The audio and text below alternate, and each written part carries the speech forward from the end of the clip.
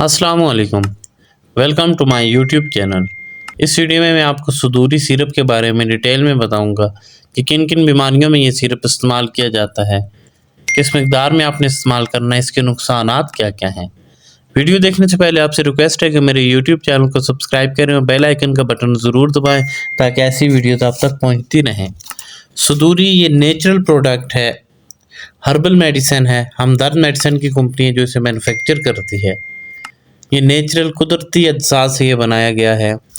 मुख्तलिफ़ किस्म की बीमारियों में इस्तेमाल किया जाता है, जैसे कि इसके ऊपर मेंशन भी है। ये खुश्क और बलगमी खांसी के लिए इंतहाई मुफीद है, गले के अमराज के लिए इंतहाई मुफीद है। मुख्तलिफ़ किस्म की बीमारियों में डॉक्टर इसे एडवाइस करते हैं। अगर आपको बलगमी खांसी है, अगर आपको खांसी है साथ में बलगम भी है, तो उसमें आप इस्तेमाल कर सकते हैं। खुश्क खांसी है, सिर्फ आपको खांसी है, गले में ख़ारिश होती है, तो उसमें भी आप इस्तेमाल कर सकते हैं। गले में अगर इन्फेक्शन हो गया, गले में सूजन हो गई है या गले में आपको दर्द है, उसमें भी ये सिरप इस्तेमाल किया जाता है।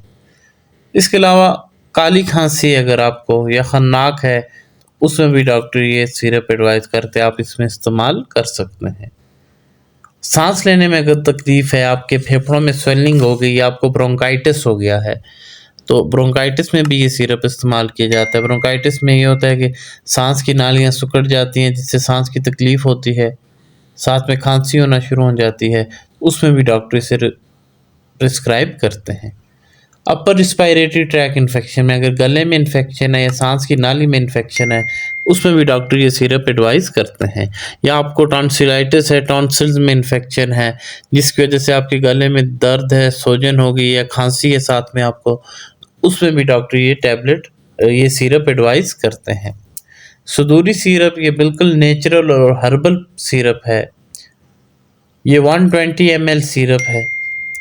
इसके कॉमन साइड इफ़ेक्ट्स, वैसे तो ये नेचुरल है, हर्बल है, इसके बहुत ही कम साइड इफ़ेक्ट्स हैं, लेकिन अगर आप इसकी ओवरडोज लेंगे तो इससे आपको नाज़िया, वोमिटिंग, मतली हो सकती है, उल्टी हो सकती है, इससे आपको बदहज़मी हो सकती है।